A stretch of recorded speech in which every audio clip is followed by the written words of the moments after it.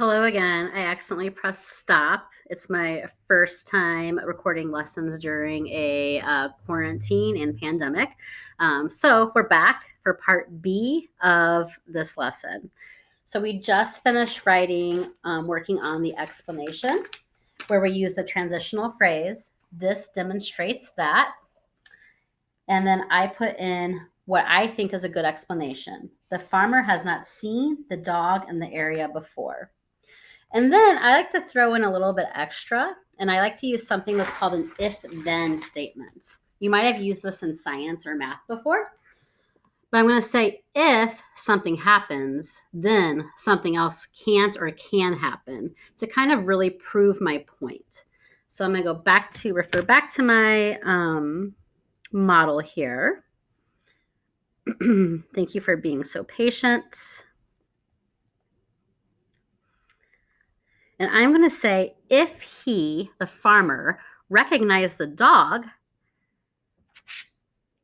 then he might have called the dog over to pet it or contacted the dog's owner.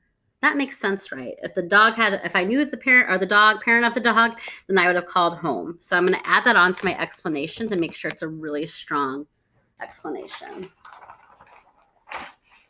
So if the farmer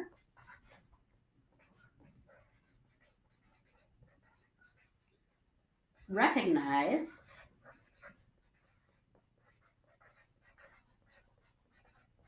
the dog, comma, don't forget about that comma, then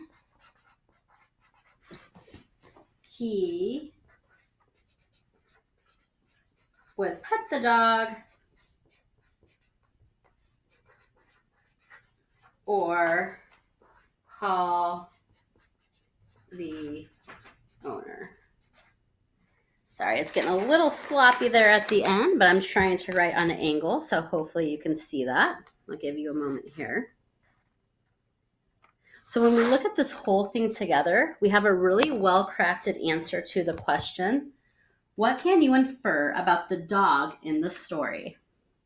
Now listen to this whole response. I can infer the dog is lost. The text states that the farmer said, I wonder where he's come from. This demonstrates that the farmer has not seen the dog in the area before. If the farmer recognized the dog, then he would pet the dog or call the owner. And friends, what I also just did is I proofread my response. And guess what Miss Farmer did? She forgot her beginning quotation marks. So it's a good thing we went back and read that together. And I learned from my mistake to make sure I go back and reread. So now we have a full answer that kind of gives no shadow of a doubt about why my answer is correct. I'm also just going to point out quickly the parts that were pulled from the question and the transitional phrases, because those are very important too to remember. So here I pulled infer the dog. I used the text states that right here.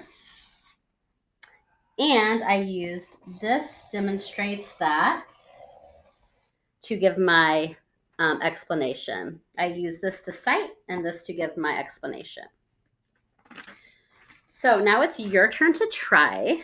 We're going to go ahead and read chunk number 2 together, just in case you need some support reading. And I'm going to put this back here behind us so you can remember what each one of these stands for.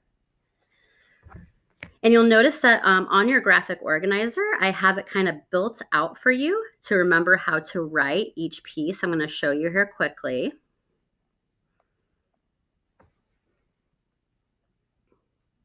That's kind of hard to see. And then for questions 4 or 5 and 6, I take away that graphic organizer so you can try putting it all together in one short paragraph. All right, let's look at read aloud the second part of the story. So now I am at marker number 3. So follow along as I read. It wasn't long before the dog was munching a biscuit, and this time I walked over to him. And as I drew near, I spoke gently. "Here, boy," I said, squatting down in front of him. "Come on, let's have a look at you." He turned to face me, and for a moment, two friendly brown eyes gazed at me from a wonderfully attractive face. The fringed tail waved in response to my words. But as I moved nearer, he turned and trotted away among the market day crowd until he was lost to sight. Now it's your turn to answer the question, does the narrator of this story like dogs? What do you think based on what you just read? Go back and reread it if you want to. You can go ahead and pause here if you want to take some time to write out your answer. And you can pause, and you can also see right here to help you remember how to write the different parts of the answer. Just to make sure my listeners at home can access the rest of the text, I'm going to read the chunks, the next chunks of the story. So now we're at number 4, and I'm reading this portion aloud. I was standing there, trying to see where he had gone, when a young policeman came up to me. "I've been watching that wee dog begging among the stalls all morning," he said. "But like you, I haven't been able to get near him. Yes, it's strange. You can see he's friendly, but he's also afraid. I wonder who owns him." "I reckon he's a stray, Mr. Harriet.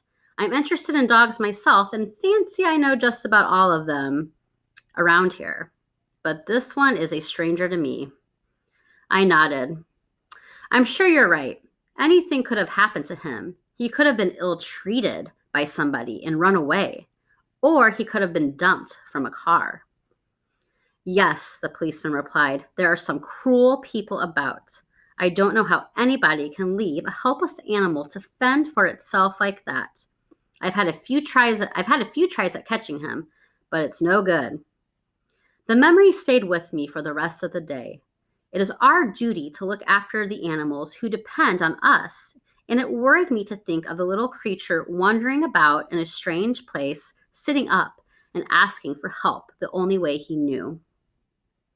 We'll pause there for that chunk, and the question that you need to answer using the RACE strategy is, what does ill-treated mean in the following sentence? He could have been ill-treated by somebody and run away, or he could have been dumped from a car. Think about your context clues when you're answering this one. Go ahead and pause to write your answer in your packet, online, or on your piece of paper at home. All right, and then we're going to read our final chunk of the story. Oops, and I have, the 5th question is, what character trait could be used to describe Mr. Harriet? And that's the narrator we're hearing the story from his point of view. Here you'll notice that I took the graphic organizer away so that you can try writing it without the R-A-C-E. Finally, here's the 6th chunk of text I'm going to read aloud just in case you need access to the text and need to hear it. Market day is on a Monday, and on the Friday of that week, my wife Helen and I had a treat planned for ourselves. We were going to the races in Brawtown. Helen was making up a picnic basket with homemade ham and egg pie, chicken sandwiches, and a chocolate cake.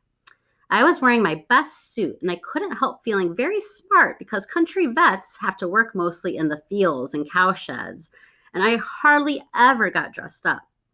Helen, too, had put on her best dress and a fancy hat that I had never seen before. As a vet's wife, she too had to work very hard, and we weren't able to go out together very often. We were just about to leave the house when the doorbell rang. It was the young policeman I had been talking to on market day. "I've got that dog, Mr. Harriet," he said. "You know, the one that was begging in the market square." "Oh, good," I replied. "So you managed to catch him at last." The policeman paused. "No, not really. One of our men found him lying by the roadside about a mile out of town and brought him in. I'm afraid he's been knocked down. We've got him here in the car." The question for this chunk of text is, why did the policeman bring the dog to Mr. Harriet?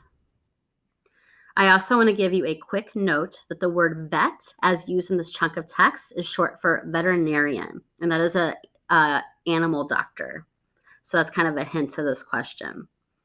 So go ahead and stay tuned for the second half of the story. We'll use some more of this to practice some other skills. And whether you are writing on paper, in a packet, or online, make sure that you turn your assignment in on Google Classroom if you finish online. And if you're working at home, save your packet or your paper for when you get to come back to school to share with your teacher, because we want to see how you did. And perhaps we'll post some answers down the road. So let's go back to our objective to make sure that we met it. Today, you will be able to answer text-dependent questions using the race strategy and transitional words and phrases. We use the transitional words and phrases. The text states that. This demonstrates that. And if, then statements. So go ahead and rank yourself. Give yourself a thumbs up if you think you got it, a medium thumb if you're kind of there, and a thumb down if you need help. And if you need help, try to reach out to your teacher or myself for support. Thank you for your patience as we navigate this lesson online, and hope that our scholars can continue to learn at home as we hope for all of this to blow over soon. Thank you for joining me. I hope to see you next time.